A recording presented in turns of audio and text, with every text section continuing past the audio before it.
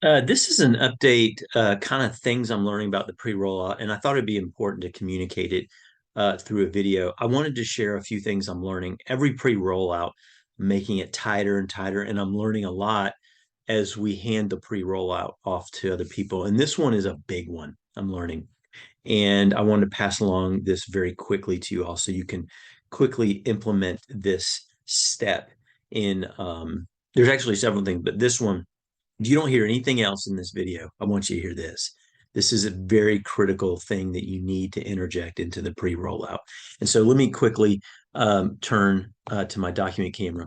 So right after, always in the beginning, one of our goals is that someone gets up and does the 3/3 in front of the group. Okay, so the person's done the 3/3 on the board, or you've written it out while they talk you through it. Right then, at that moment, you want to stop and you want to go, okay, guys, everyone got this? Now, I'm going to pull another sheet of paper out, and I don't want to interject more complexity, but this is critically.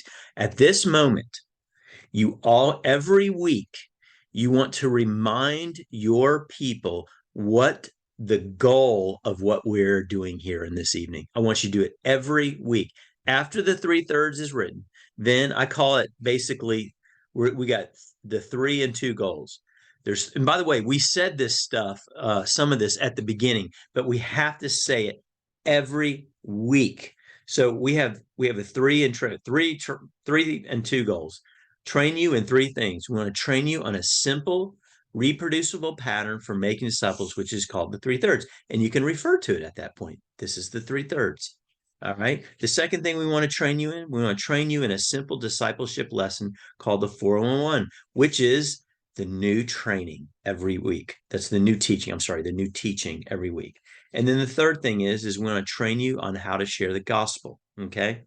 Now, we're looking for two types of people in this group. We're looking for a person or persons that are obedient to the goals each week, which will help me, the lead trainer, uh, to train the rest of your church in the 401 on Saturday blank, whatever that day you've set for the gospel conversation, the church wide.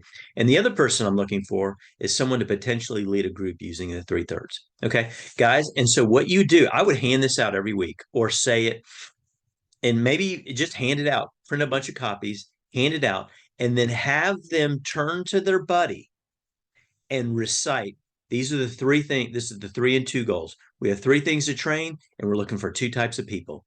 I would have them explain that to their buddy. That should take all of about 30, 45 seconds. It's just adding, but I really do believe that that's something we're going to have to repeat every week because it's being lost in the mix. I've seen this in 2 rollouts, and another one I'm doing is repeat those goals 3 and 2. We have 3 things we're going to train you on during these 7 weeks, and we're looking for 2 types of people.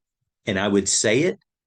And if you want to say it again, you want to say it at the end of it. You can't say it enough. In fact, I think you have to say it about 7 or 8 times before the end of this training. Okay, so I'm gonna if you want this document 3 and 2, it's real simple. I'm gonna go over it just one more time.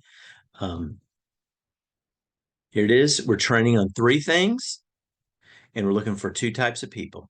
Okay, and we want to repeat that at the beginning of the training every week, right after the person shares or the person trains on the 3/3. All right. The other thing I want to mention, just a couple things before we go, is in the area when we do accountability each week.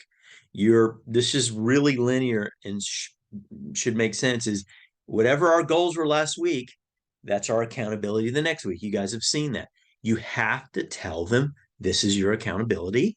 This is what we said we were going to do. These are the 2 or 3 things. And I want you to talk to did you ask your buddy? Did you prayer walk? Did you share the what or the why or the who with anybody? Did you reach out to anyone to pray? And if you didn't, why didn't you? What prevented you from doing it? You were tired, you forgot, whatever. Ask that. Tell them to talk about that question. The other thing I do want to point out, which is kind of reiterates the kind of person we're looking for during the accountability piece. Remember, The gather piece, a week 3 or 4, I think you're asking, hey, is there anybody you can do this with? Can you take this back to your existing group and do parts of it? All right. So that builds into the two types of people we're looking for. We're reinforcing it with the gather. The other thing I want to mention, just one other thing, is two other things, is early on in the pre-rollout, really begin to hand off the why, the who, the what, the 15-second testimony, the 3 circles. I would almost that week go, hey, who of you could potentially do this training with my help on the Saturday? Who is interested? Find that quickly. Okay, get those names get those people's names and begin to send them those videos of those training pieces so they can begin practicing it a long way out.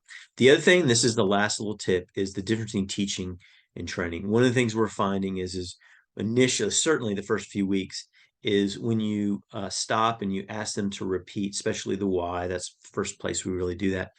um, they're not training each other, they're teaching each other, or they're commentating on the tool, or they're talking or something. And we tend to see that more in people who have any type of ministry background, or as a pastor, or saying they tend to poo-poo the tools.